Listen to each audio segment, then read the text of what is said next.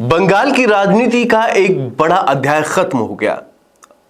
रणनीति के माहिर खिलाड़ी और कभी तृणमूल कांग्रेस के सबसे ताकतवर नेताओं में गिने जाने वाले मुकुल रॉय अब इस दुनिया में नहीं रहे। सोमवार तड़के करीब 1:30 पर यानी 1:30 बजे करीब कोलकाता में एक निजी अस्पताल में 72 साल की उम्र में उन्होंने अंतिम सांस ली। उनके निधन की खबर से पश्चिम बंगाल की राजनीति में शोक की लहर दौड़ गई। मुकुल रॉय पिछले कई महीनों से बीमार थे और सॉल्ट लेक के एक अस्पताल में भर्ती थे।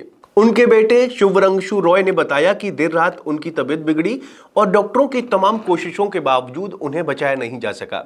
उन्होंने भावुक होकर कहा कि पिताजी ने जिंदगी में कई लड़ाइयां जीती, लेकिन ये आखिरी लड़ाई हार गए। परिवार के मुताबिक अंतिम संस्कार को लेकर फैसला आपसी चर्चा के बाद लिया जाएगा। मुकुल रॉय को बंगाल की राजनीति का चाणक्य कहा जाता था। ऑल इंडिया तृणमूल कांग्रेस के गठन से लेकर संगठन को मजबूत बनाने तक उनकी बड़ी भूमिका रही। एक दौर में वो ममता बनर्जी के सबसे करीबी सहयोगियों में गिने जाते थे और पार्टी में उनका कद दूसरे नंबर पर आता था। संगठन खड़ा करना हो या राजनीतिक रणनीति बनानी हो, मुकुल रॉय को मास्टरमाइंड समझा जाता था।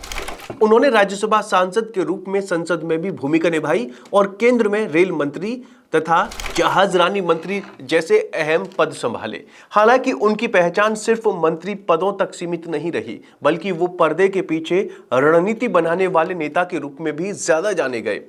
राजनीतिक सफर में कई उतार चढ़ाव भी आए थे। वो तृणमूल छोड़कर भारतीय जनता पार्टी में शामिल हुए और 2021 में कृष्णनगर उत्तर सीट से विधायक बने। बाद में उन्होंने फिर तृणमूल में वापसी की, लेकिन विधायक पद से इस्तीफा नहीं दिया। इस वजह से वो तकनीकी रूप से भाजपा विधायक ही रहे। ये घटनाक्रम भी काफी चर्चा में रहा। स्वास्थ्य कारणों से वो धीरे धीरे सक्रिय राजनीति से दूर होते गए। लंबे समय तक अस्पताल में भर्ती रहने के कारण सार्वजनिक जीवन में उनकी मौजूदगी कम पाई गई।